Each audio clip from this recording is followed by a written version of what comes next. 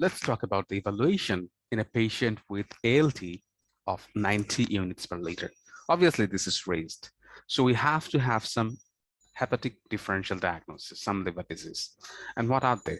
The limited differentials are viral infections with hepatitis B and C, fatty liver disease, which can be alcoholic or non-alcoholic fatty liver disease, hemochromatosis, drug-induced liver injury, and autoimmune hepatitis. So the first thing we do, we take a good history and do a physical in this patient to get a clue about our differentials. So if the patient has history of sexual exposure, history of IV drug abuse or blood transfusion, and he has this features or signs and symptoms of CLD or stigma of CLD, then we suspect the patient has viral hepatitis from B or C virus. If the patient is obese and has history of diabetes mellitus, then NAFLD would be a good differential. If the patient has history of alcohol abuse, then alcoholic fatty liver disease would be the differential. If the patient has family history of hemochromatosis, has skin discoloration, new onset diabetes, joint pain, then that suggests hemochromatosis. We have to take a good drug history, drugs that can damage the liver, and we have to take history of other autoimmune disease. And if the patient has history of other autoimmune disease, this might suggest that the patient is actually suffering from an autoimmune hepatitis. Then we will do our labs based on the diagnosis, based on the history and physical. And obviously, we have to do the AST. A high AST to ALT ratio will favor alcoholic fatty liver disease. We'll do the bilirubin.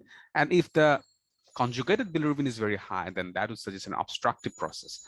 And if there is both high conjugated and unconjugated bilirubin, that would suggest a hepatic process. Then we will do the ALP and GGT. If both of them are high, that would suggest an obstructive process, and that would guide us to further investigations to look for an obstruction such as ultrasonography, MRCP, and ERCP to take a biopsy. And we also do an endoscopic ultrasound in suspected carcinoma patients where there is carcinoma in the common bile duct or carcinoma in the periampullary region. We'll also have to do the CLT screen, including the viral markers such as hepatitis B surface antigen, anti-HCV, and we might also do the anti-HBC IgM and IgG. We'll do the ferritin. The ferritin is usually high in patients with hemochromatosis. And autoantibodies will include the ANA, the asthma or anti-smooth muscle antibody, which is present in autoimmune hepatitis. We'll also do the AMA, anti-mitochondrial antibody present in primary biliary cirrhosis, and we might also want to do the other antibodies such as anti-LKM, anti-soluble liver antigen.